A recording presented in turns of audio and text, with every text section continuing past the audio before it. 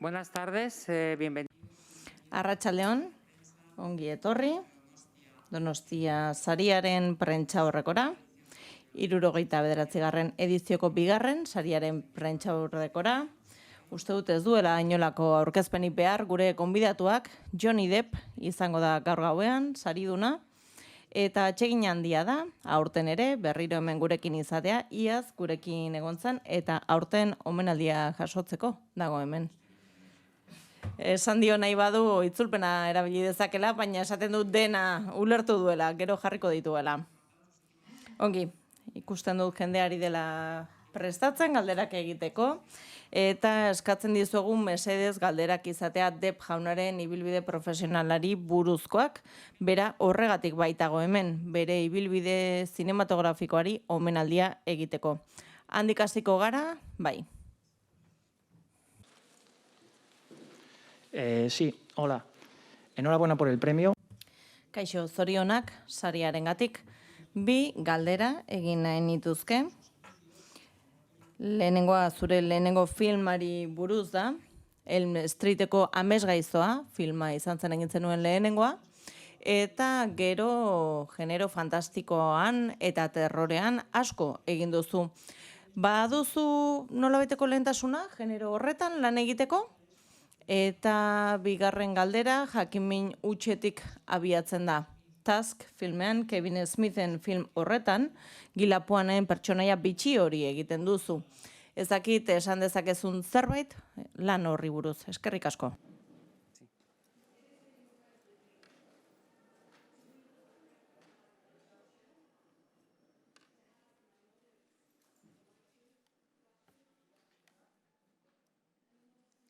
Are you listening to the, Listening to,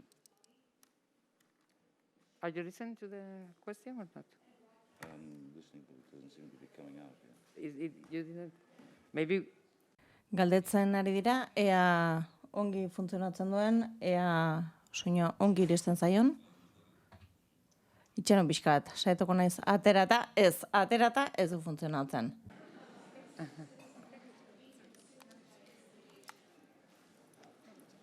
Sorry.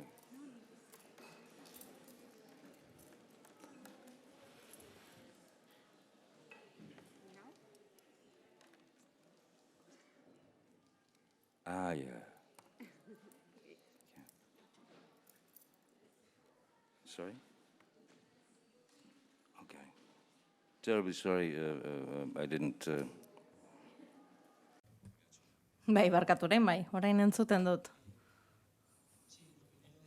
Bai, lehenengo galdera, lehenik eta behin zorionak zure lanarengatik, sariarengatik, eta bi galdera egin dizkizut lehenengoa, Elm Streeteko Amesgaiztoan egin zenuen lehenengo lan hori, oso ospetsua izan zen zure lana, genero fantastikoan, terrorean lana handiak egin dituzu, eta ez dakit nolabaiteko zaletasuna edo lehentasuna sentitzen duzun horrelako filmak egiteko, egin dituzun beste gauza guztiez gain, baina esango nuke harreman berezia izan duzula genero horrekin.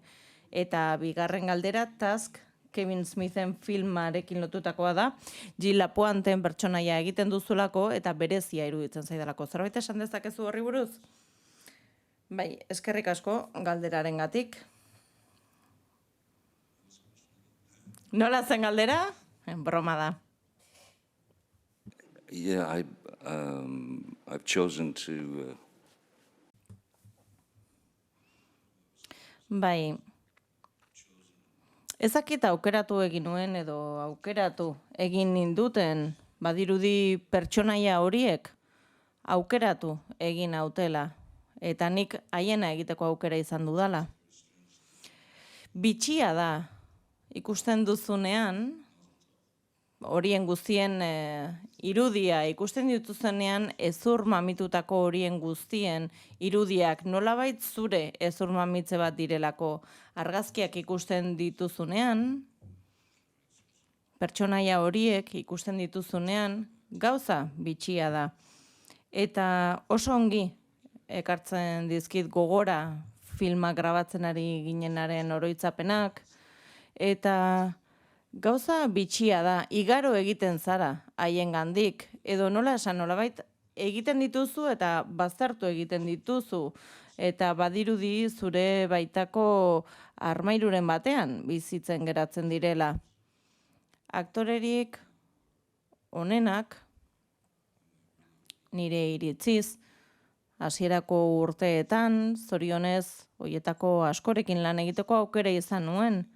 Eta nik hasieran film mutuak ikusten nituen, telebistan, eta asko gustatzen zitzaidan ikustea film horietan, adibidez Buster Keaton edo Charlie Chaplin, nola agertzen zen pertsonaiaren izaera, edo Lon Johnny Seniorrek adibidez nola transmititzen zuen, iruditzen zait inoiz egon den aktorerik onena dela.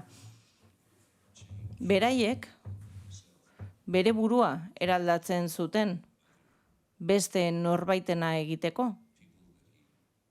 Beraiek ez ziren pertsonena egiteko, behatzen zituzten pertsonenak egiteko. Beraz, pertsonaia bakoitzarekin esango nuke badagoela errezeta berezi bat, bakoitza plater berezi bat da.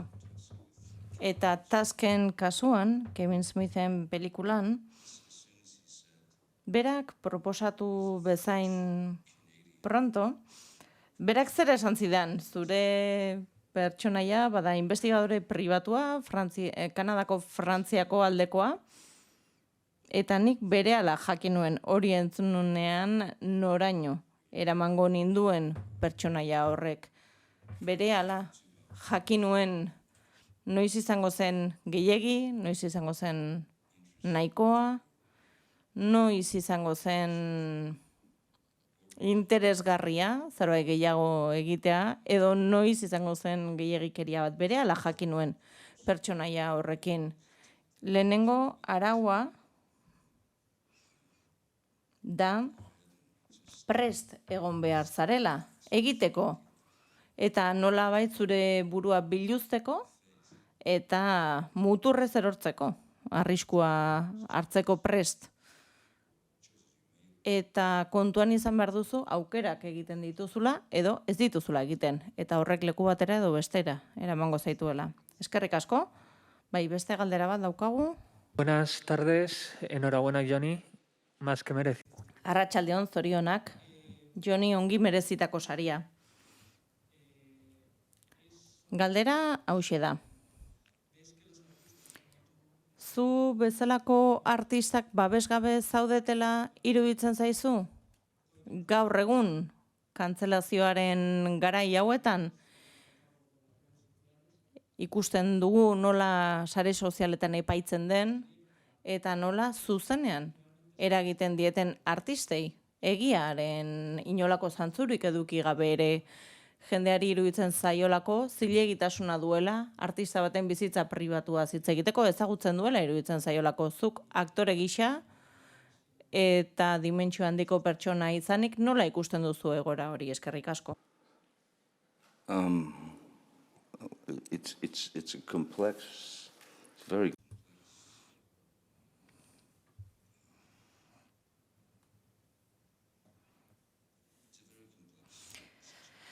Egoera nahiko konplexua da. Baliteke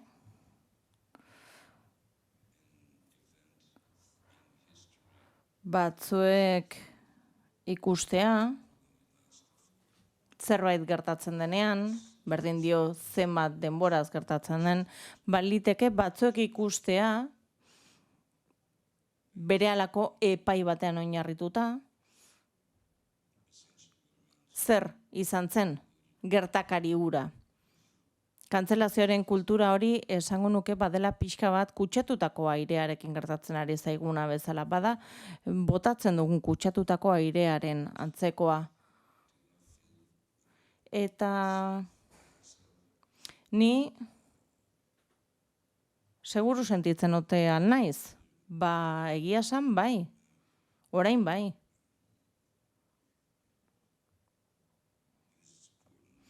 Orain bai, iruditzen zaidalako, bizitzak zerbait jartzen dizuenean aurrean, iruditzen zait garrantzitsua dela, naiz eta oso gauza korapilatxua izan,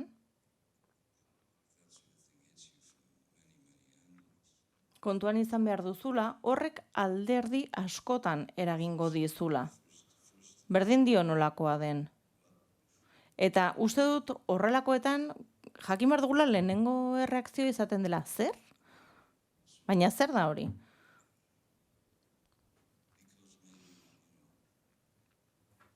Izan ere,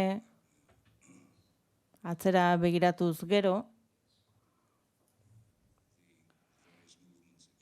eta sortu ziren mugimendu horiek baino lehenago ere, pentsatzen dut asmorik onenarekin izan dela ere, baina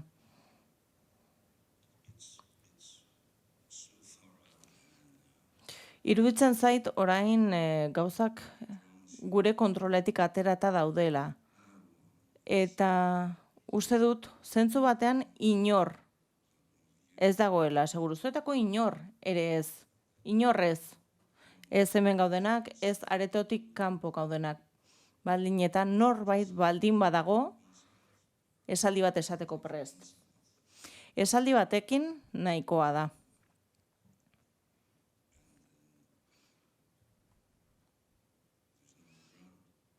Eta hori besterik ez dago. Eta hori ez zait bakarrik niri gertatu. Hori beste askori ere gertatu zaie. Eta gertatu zaie emakumei, gizonei, aurrei, askok sufritu dituzte. Era askotako gertakizun esatseginak. Eta tamalez, gertatzen dena da, une batean pentsatzen duzula normala dela, edo zu zarela erruduna, eta ez da horrela.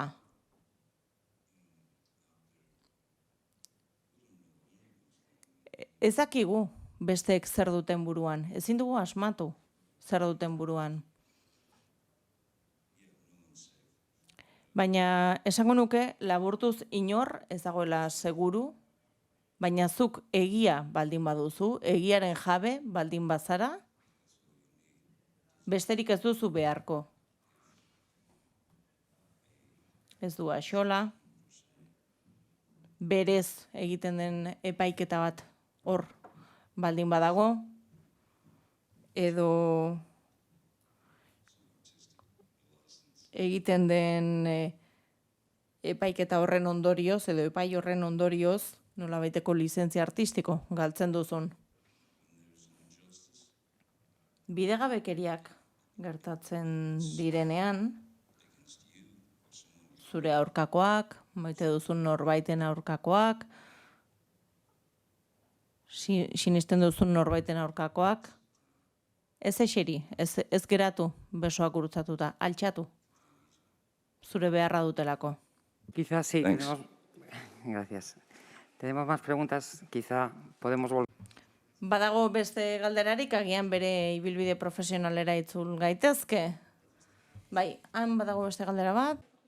Y después. Vale. Ongi etorri, welcome, Mr. Depp. Yeah. Thank you.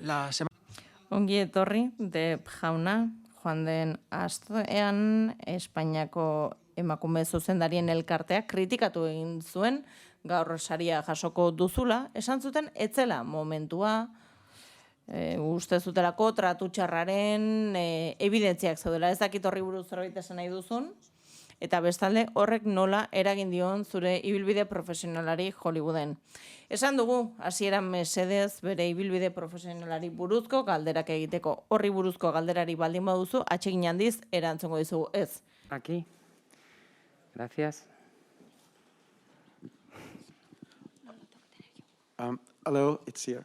Hey. I'm from Portugal, Rui. Kaixo, Hemenago, Portugaldik nator eta bi galderatxo ditu zuretzat. Orain Johnny Depp gaztea ezagutuko bazenu zein aholku emango zenioke? And also there will be Egin atzera esango nioke. Eta orain Zintran, datorren hilabetean beste zinemaldi bat egingo dugu, eta ospatu ingo ditugu kultura erromania, hijitoen kultura. Zer deritzozu honi buruz? Ea nola esan badakit hijitoek ezkontzen direnean 3 eguneko ospakizunak egiten dituztela. Beraz, iruditzen zait, beste edozein gauza ospatzeko asteak beharko lituzkela, jendea hortik erortzen ibiliko litzatekeela. Eta niri izugarri gustatzen zait kultura hori asko ikasi dut, beraien kulturaz. Asko ikasi dut ere haien musikariez eta bizimodu hori duten pertsonen eskutik. Asko ikasi dut beraien gandik. Sintra leku zoragarria da. Han grabatu nuen dela urte batzuk Roman Polanskirekin. Sintran, Porton, eta bai leku polita iruditu zitzaidan, asko gustatu zitzaidan.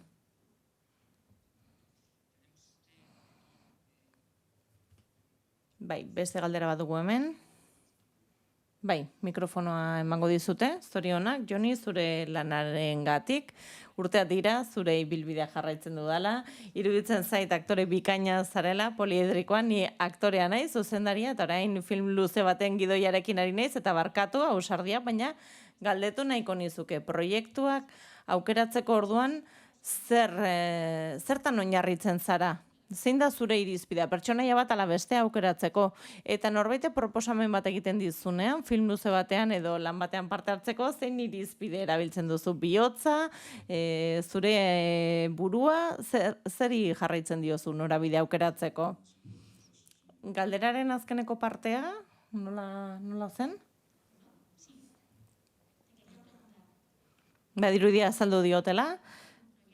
Galdera hoxe da, zein irizpide jarraitzen duzun, zertan oinarritzen zara pertsonaia bat ala bestea aukeratzeko? Eta proiektu bat onartzeko, ala ez? Definitely, no, I understand, yeah, thank you very much. Bai, eskerrik asko.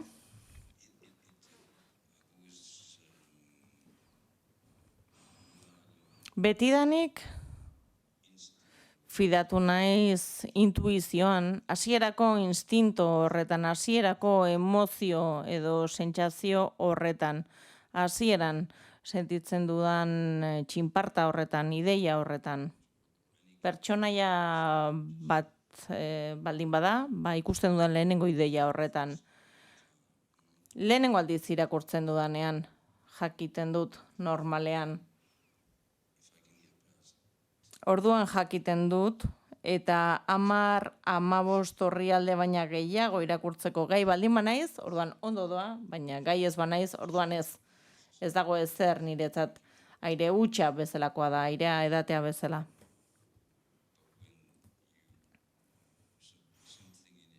Baina batzuetan zerbait egoten da pertsonaian. Pertsonaiak amu bat botatzen dizu. Maila emozionalean, nolabait sentitzen duzu lotura bat dagoela, nolabait sentitzen duzu zerbait eman dezakezula hor.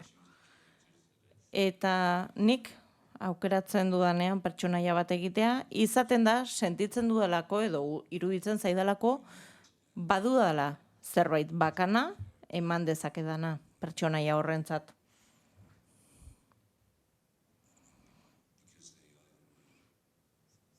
Baliteke izatea txunditu egiten nautelako edo baliteke izatea zuzenean bihotzean sartzen zaizkizulako. Baina nolabait denak daude elkarren artean lotuta modu bitxietan, itxusienak eta zatarrenak eta Eduard Sisor jantzeraino, denak daude elkarren lotuta. Badago filamentu bat denak elkarren artean lotzen dituena. Eta agian ez dakit ni naiz, ez da, kortinen atzean, ari horiek mugitzen. Lehen esan dudan bezala, batzuetan ikusi egiten duzunean filmen zati txiki bat edo pertsonaien argazki pare bat harrituta geratzen zara.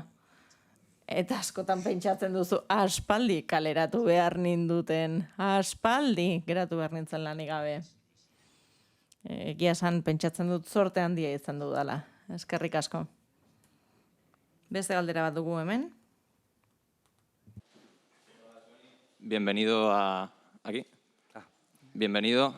Felicidades por este... Ongi etorri, zorionak sariarengatik. Nik galdetu nahi dizut, ea nola ikusten duzun zure etorkizun artistikoa, ikusiko zaitugu Minamatako argazkilaria eta gero pantailan handietan.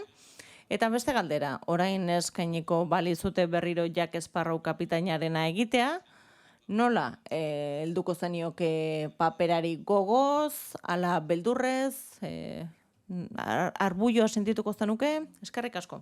Well, here's the Pentsatzen dut, hau dela, alde ona. Bitxia bada ere, pertsonaia horiei bizitza eman diezunean, Jack Sparrow kapitainari, edo bestelako pertsonaiei, zorte handia izan baitut pertsonaia askorena egiteko. Adibidez, Jack Sparrowren kasuan, esango nuke, pertsonaia horren alderdi ederra dela berarekin bidaiatzeko gai naizela. Kutxa batean bidaiatu dezaket Jack kapitainarekin. Eta aukera egokia denean eta proposa denean, jendea bisitatzera joan naiteke. Lekuetara joan naiteke. Eta hori eginez, irribarreak ikus ditzaket, algarak, benetan garrantzitsuak diren gauzak. Beraz, horregatik oraindik bidaiatu egiten dut. Ja kapitainarekin aukera dudan guztietan, berarekin bidaiatzen dut, eta aukera dudan guztietan joaten naiz leku horietara, edo joaten naiz etxeetara, eta eskatzen badidate ere, urtebetetze festa batera joatea, joango naiz.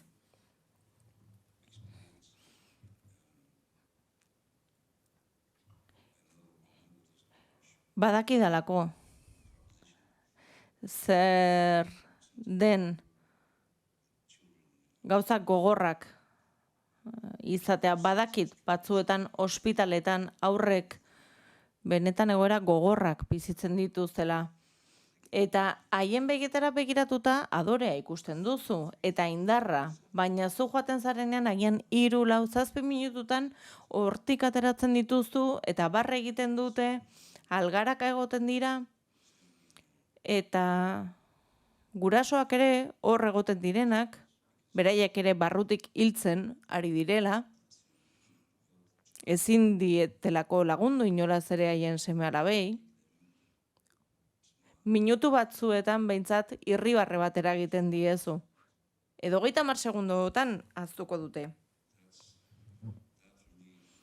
Eta hori da niretzat Jack Sparrow kapitaina. Horri buruzkoa da. Beraz, nigana etorriko balira, ez ezagun ez da pentsatu ere, baina etorriko balira, nigana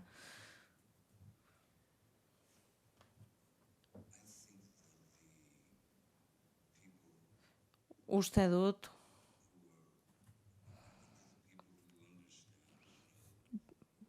hori benetan ulertzen duen jendea badagoela. Iruditzen zait badagoela jendea horrekin unkitu egiten dela, ezta? Eta nik ez dut inolako enpresaren gonbidapena behar hori egiteko, ezta? Hori nirea delako eta hori inork ez dit kenduko Jack Sparrowrena egiteko eta irribarreak eragiteko. Filmak, zinemaretoak, tira, egin genuen asko gainera, ezta?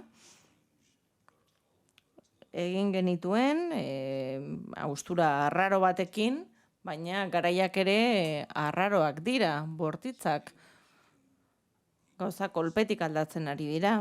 Beraz, Jackek ere ez nau inoiz utziko, eta beti egongo da prest behar den lekura joateko, tontakeriak esatera eta jendeari barrea eragitera, jendea beraien bizitzako une itxusi horietaz aztadin.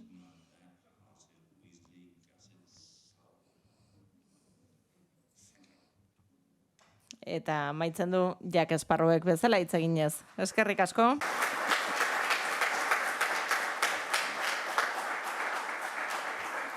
Sí, allá al fondo, por favor.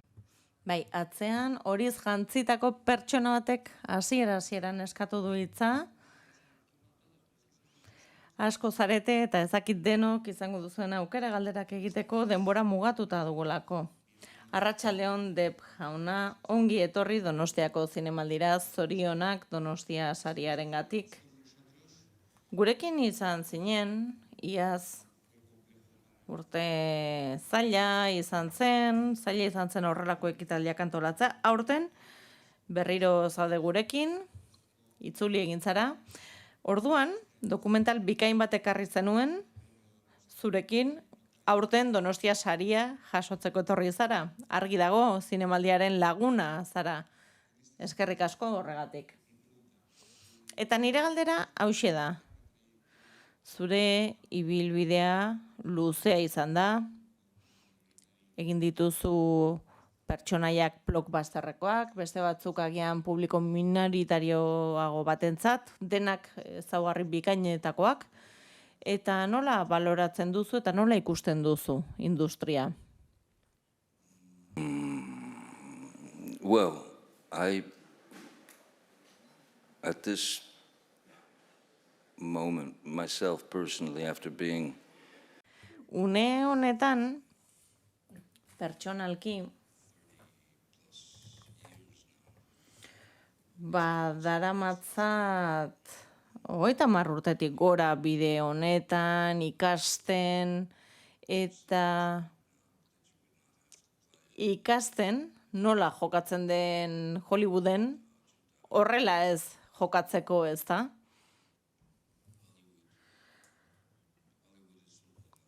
Hollywood ez da lehen zena, ez da inolaz ere. Naiz eta horren plantak egin.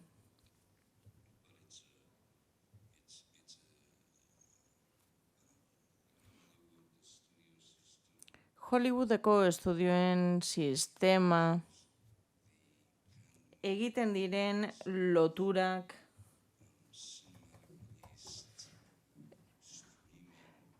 streamingera botatzen diren estreinaldiak,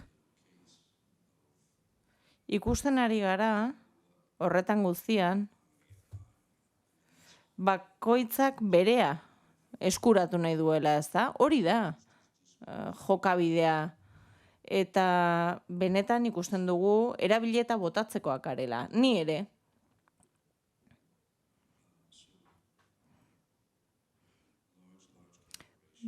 Ikusten ari gara, enpresa oso handiak direla, horretaz arduratzen direnak, eta nire ikuspegitik, eta sormenean ere parte hartzen dudanez, eta lankidetzan ere aritzen naizenez filmak egiteko. Ez dakit zenbat formula gehiago behar ditugun estudioen aldetik. Ez dakit zenbat kondeszendentzia gehiago behar dugun ikusleekiko. Badirudielako esaten digula, osongi, orain, historio honen berri emango dizuegu, 20 minuturo. Ezakita, aspaldidanik esaten dut, iruditzen zait Hollywooden ikusleen alderdi hori ez dela behar adina balioesten modu grotesko batean. Ez da intzatesten ikuslea. Iruditzen zaie, ematen dieten edozer ikusiko dutela. Ez dutela aukeratzeko irizpiderik. Eta koronavirusak eta pandemiak etxera bidali gintuzten. Eta horrek noski osasun aldetik arazo handiak izan ditu, baita ere negozio txikiei, antzoki txikiei eta barri asko eragin die. Baina bestalde ere iruditzen zait jendea bere etxeetara eraman duenez, beraien senideekin egotera, denbora luzez. Beraien lagun nagusi gisa telebista zutela, eta dozein film ikusteko aukera zutela, gehienek esan zuten, esan zuten aizu, hau ez dago bat ere gaizki. Hemen egon gaitezke, etxean, hau ikusten, palomita batzuk egin ditzakegu, eta ujan.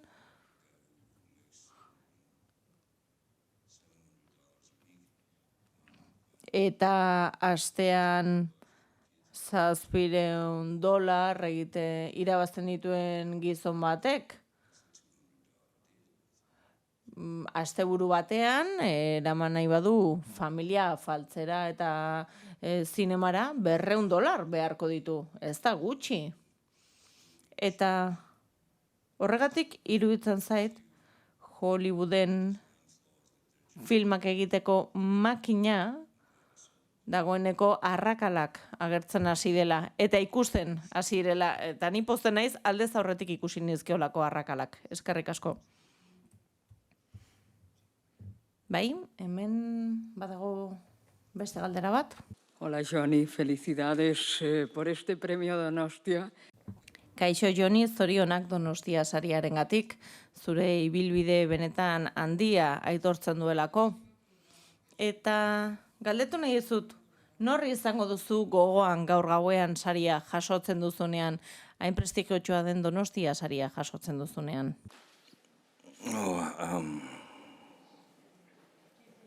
Well, first and foremost. Lehenik eta behin, eta batez ere gogoan izango dut, zinemaldiak nola babestu nauen, beti.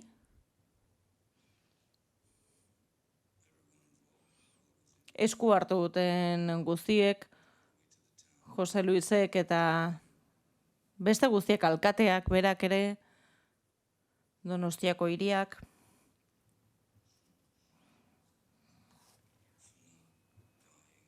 Eta gogoan izango ditut,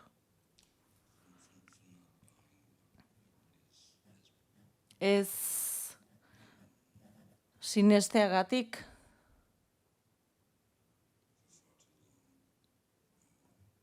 denbora luzaroan, luzeegian esango nuke,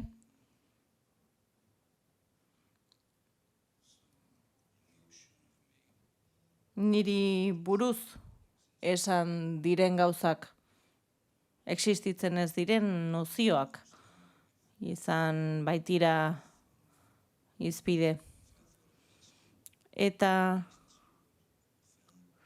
nik pentsatuko banu hemen egoteak inor ofendituko lukeela, noski, orduan kezkatuta egongo nintzateke ez dudalako inor ofenditu nahi. Nik filmak egiten ditut, besterik ez?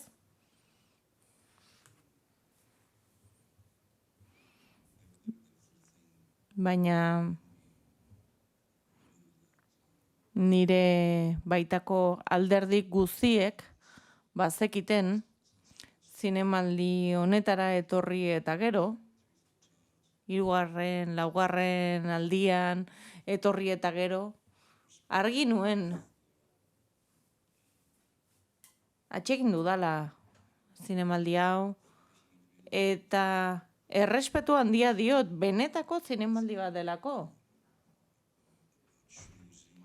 Egiazko zinemaldi bat da, ez dago itxurakerietan oinarrituta.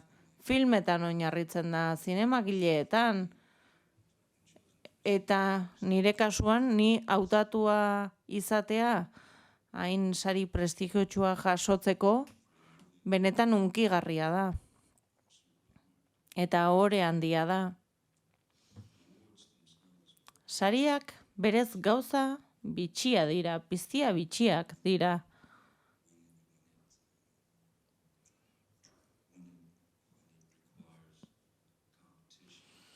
Lehia beharrezkoa denean, sari bat lortzeko, ez zait gustatzen, niri lehiatzea ez zait gustatzen. Nik ez dut inoiz izan inorekin lehiatzeko gogoa, eta ez dut ere ez, uste dut bakoitza ari dela saiatzen aldoen ondoen egiten gauzak aurrera ateratzeko.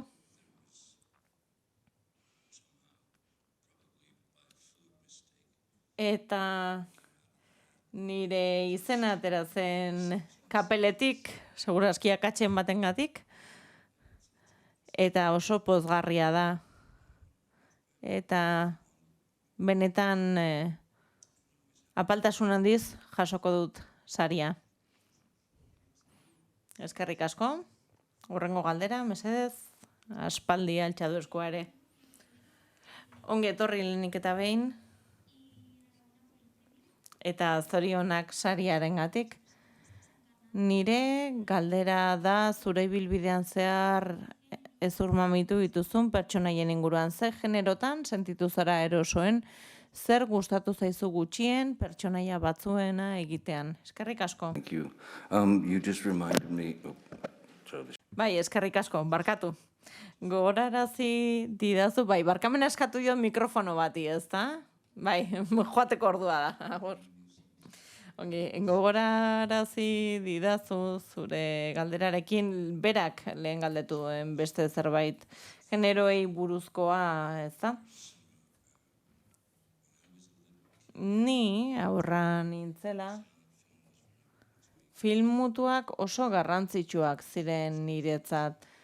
Telebista publikoan Chaplinen, Keatonen, Lontxiniren film zoragarri horiek ematen zituzten. Eta aziala horren ordez, Zuribeltzean egiten ziren beldurrezko film horiek botatzen zituzten Frankenstein, Dracula, hori guztia. Eta beti izan naiz zale handia. Beldurrezko filmak beti da nik gustatu izan zaizkit. Eta Tim Burton ezagutu nuenean berehala konektatu genuen horretan, gustatzen zitzaizkigun film horiek. Eta agian genero horretan gustatu zaidana, betidanik izan da, maskara horren makilakaren atzean ezkutatzeko aukera ematen dizula. Nolabait ihes egin diezaiokezu zure zama horri norberaren grabitatetik ihes egiteko aukera ematen dizu. Eta lagundu egiten dizu protesiekin, makillajearekin, lagundu egiten dizu beste leku batera joaten, urrundu egiten zaitu are gehiago zugandik. Eta nire izenaren nobeltasunaz askatzen nau. Eta horregatik nolabait bere burua elikatzen duen zirkulu bihurtzen da. Zu berriro,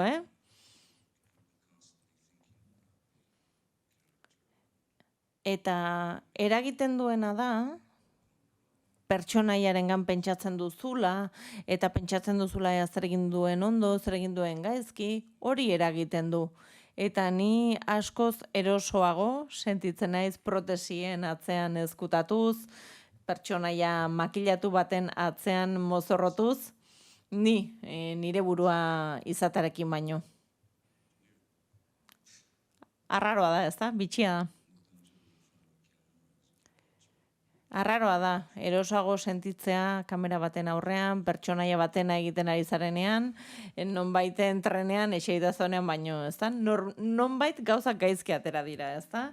Sentitzen dut, Depp jauna joan behar da, prestatu egin behar da, saria jasotzeko, gaur gauean, barkatu, galderak egiteko aukera izan ez duzuen, denborarekin oso mugatuta gabiltza, eta berriro ere eskerrak ematen dizkiogu Donostian egotegatik eta zorte ona opa diogu gaur gauean saria jasotzeko. Eskerrik asko. Thank you so much. Eskerrik asko guztioi. Eskerrik asko oso atseginak izan zarete. Hore bada, eskerrik asko.